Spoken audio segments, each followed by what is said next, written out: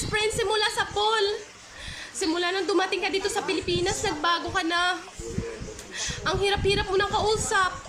Kahit saan-saan pinupuntahan kita, ako'y pinalagi mo na lang nilalayuan. Bakit ka ba ganyan? Bye ka na lang, kasi wala akong kakausapin. Mahirap ka lang.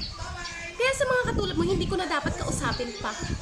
Kung yung sinasabi mo, ako ang kakabata mo, best friend, hello, hindi ako yun. Maghanap ka na lamang ng iyong kakausapin.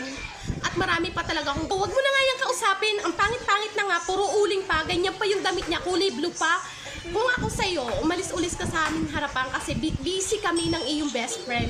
Kung yung tinatawag mong best friend, ay sino yan? Yak! Excuse me, maghanap ka na lang ng katulad mong madumi at pangit sa katulad mo. At importante sa lahat, huwag mo kami lalapitan kahit saan kami pumunta. Diba? Naintindihan mo nga, tingnan mo nga yung itsura mo, damit mo pa lamang, nakakayaki na, diba? Naman, kung ito yung aking damit na kulay blue, at hindi naman ako nangihingi sa inyo na pambili ng damit ko. Sinasabi ko lang dyan sa iyong best friend na ako yung kakabata niya nawawala at hinahanap niya na hindi ikaw. Wala kang pakailam kung kasama mo siya o busy man kay Dian. Ang importante, sinasabi ko talaga na best friend ko talaga yung kasama mo.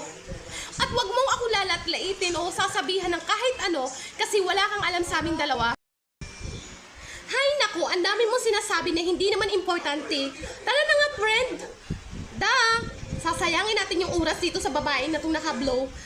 Excuse me, maghanap ka na lang ng kausap mo na katulad mong pangit na hindi nag-aayos at hindi ka bagay sa amin sumama. Kawawa ka naman. Sinasabihan mo tong best friend ko na best friend mo, kakabata mong best friend, pero hindi naman kayo close, di ba? Kaya dyan ka na, magiging busy pa kaming dalawa. Bye!